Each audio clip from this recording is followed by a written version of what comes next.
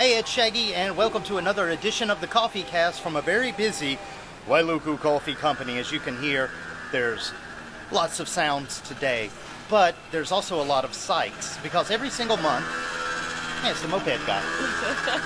Every single month, like seriously, every time we do a CoffeeCast, he drives by. I have no idea if he's stalking us. Yeah. But this month we have a featured artist by the name of Ashley. Welcome to the show. Thanks for having me. Yeah, so first off, I noticed that every time we do coffee casts and stuff, everybody has a special drink. Now today I'm doing the cortada, which is made with love. I don't know if you can, we don't know if we can see this on camera. I don't want to tilt it too much, but there's a nice little heart on the top of that. We have a cortada. I have, for me and you, the Nutella swirl. You're not on a diet, are you? No. Good, because this will kill said diet. This is the Nutella swirl muffin, and here's the thing. My favorite drink, and the drink of all the creative types that come here, is the Carmilla latte. And what do you have? The cold version of the Carmilla latte. Mm-hmm. I just gotta ask, because I've asked everybody that orders this drink, does it in fact make you feel more creative? No, I just like the flavor. You know, that's just it, because I'm drinking it hoping that it's like some magical elixir, because we've got people like you that have excellent art. We have Brian Cohn, we have like Tommy Russo, like all these famous Maui people that drink that one drink, and they do all these great things, and I'm like, when's it my turn? So no magic elixir. It's smooth. It is. It's nice and smooth. It's easy. Yeah. Well, a lot of people don't know that the hot drink that we drink in the mornings can actually be a cold drink for the afternoons. So when you came up and ordered one, I was like, here's a chance for us to talk about Anything vanilla. I love everything vanilla. You do? Yep. That's kind of weird. Vanilla is usually the term given to an artist or a performer that is milquetoast, mediocre grade, basic, as it were. But vanilla is an incredibly exciting spice.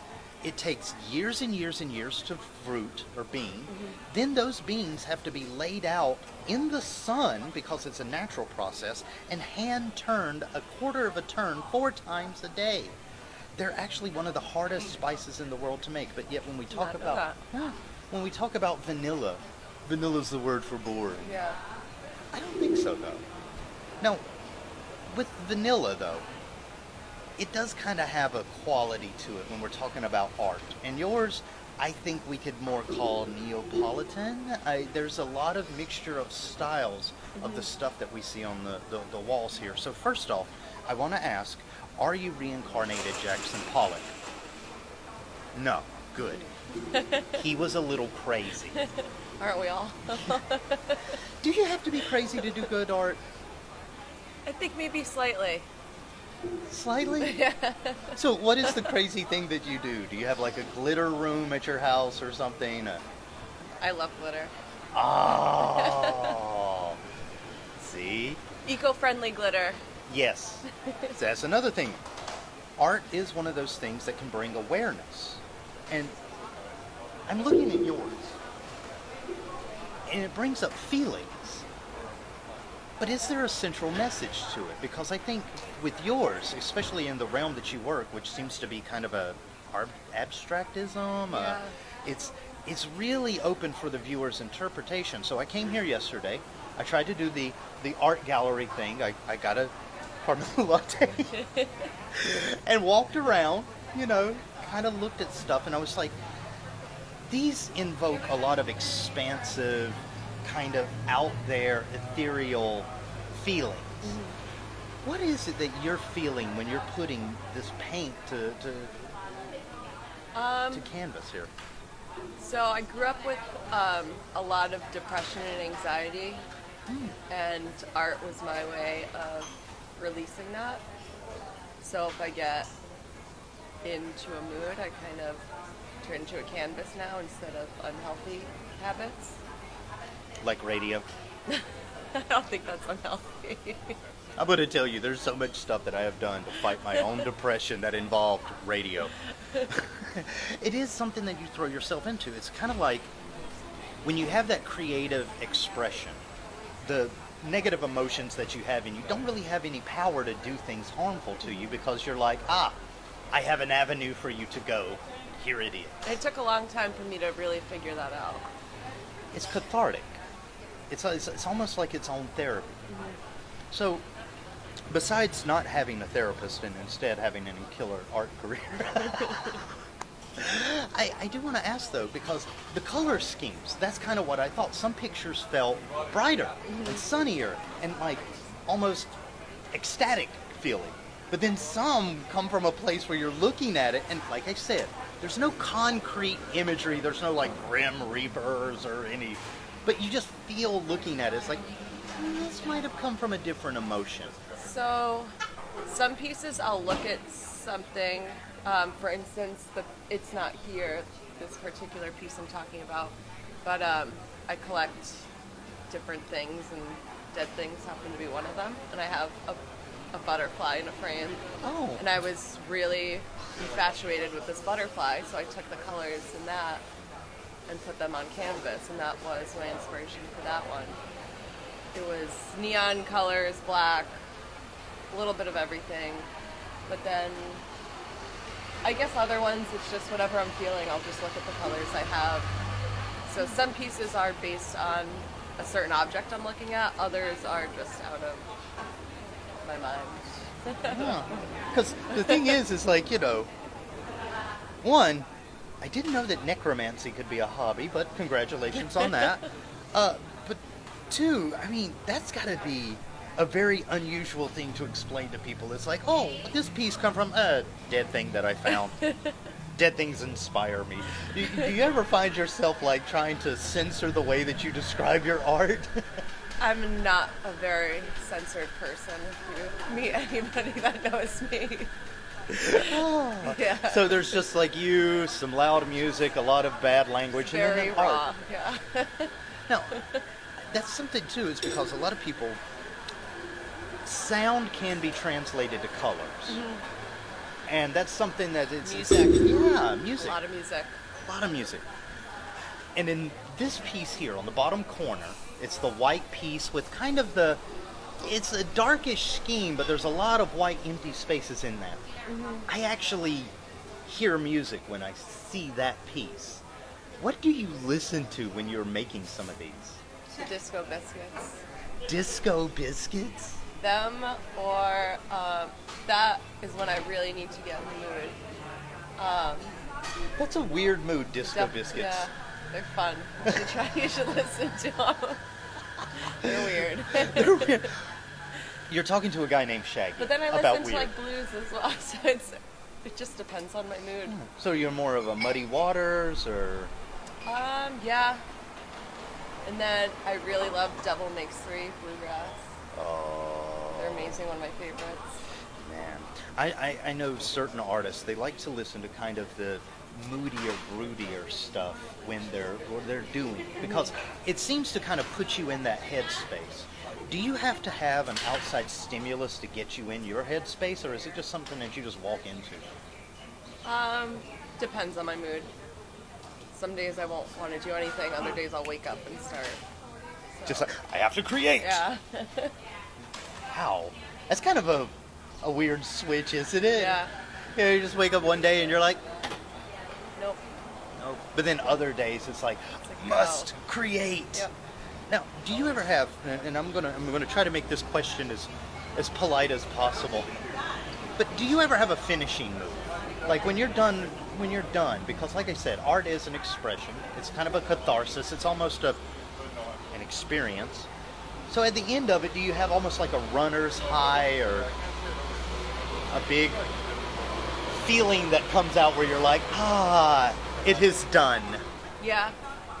When I finally finish it. Some paintings take 20 minutes, others take a week, 2 weeks.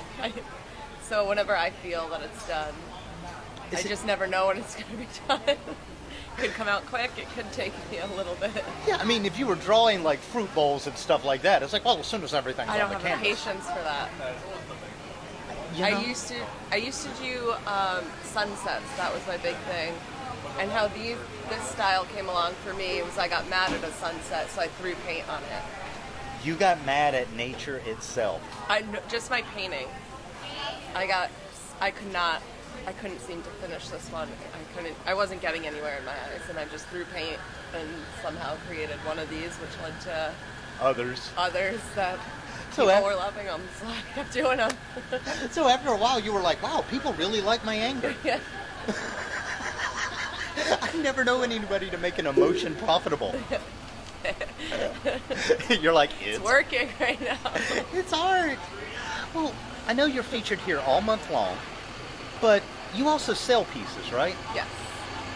If somebody comes down here, I think, yeah, we've got numbers on these, so people can actually purchase these at the end of the month. But I'm guessing that you have a way that they can get at you otherwise, right? I do have an Instagram.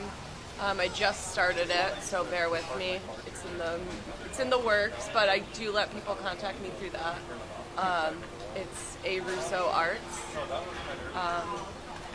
A Russo Arts. Yep. So Instagram at A Russo. Okay. Yeah, and I check that daily or every other day. I do update it as often as possible. You know, the funny thing is Instagram is a lot like your art. Like, at least for me, I just throw a lot of stuff at it and hope something. Yeah, that's kind of what I... Yeah. Isn't it funny how that happened? It's like social media and art. They're almost the same thing. Yeah. I don't want to keep you too long because I know, busy life. You have celebrities to talk to, obviously. Yeah.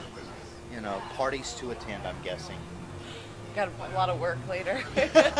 You're like, no, I came here on a break from a piece, and you've wasted my time. No, not at all. I've been enjoying this. Well, we enjoy getting to meet new people. Now, you have A Russo Arts at Instagram. Do you have a website that people can buy stuff from? I don't. Right now I accept Venmo. I'm working on all of that. It kind of just came about, which I'm not complaining at all. I know. It's great. It's great being an artist because you get to create all this stuff, and it's horrible being an artist because then you have to learn how to administer and sell and invoice all this stuff, and it's like, I just want to make it. Yeah. I usually I'll answer right away. I ship stuff out usually the next day. I accept custom orders if you want custom colors, whatever. I will do that. I offer different sizes. So right now it's just contact me through there while I get everything else up and running. Okay, so it's like a per customer basis, Yeah. really I started the personalized. Instagram only not even a month ago.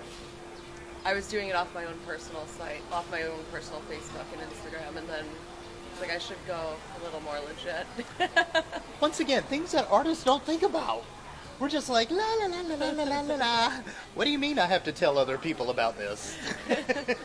Well, at least you came by on the CoffeeCast. We got to tell a lot of people that they can come down and see your art. And my favorite part is we end the show eating. And we've been staring at this Nutella muffin this whole time. So I hope you brought a little bit of an appetite. Oh yeah. This thing it's a beast.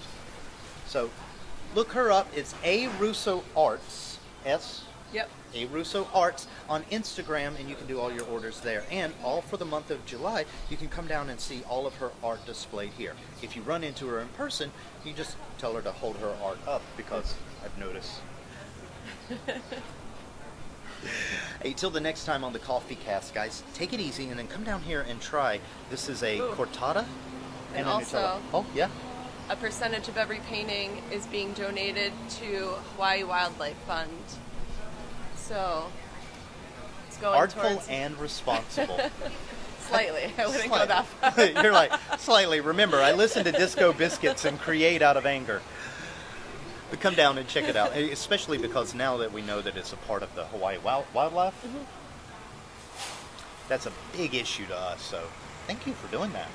All right. For everybody else, tune in next week when we'll have Jackie, with or without her cat ears. We're not sure yet. I hope with. I hope with, too. Take it easy from the CoffeeCast. We'll see you next time. All right.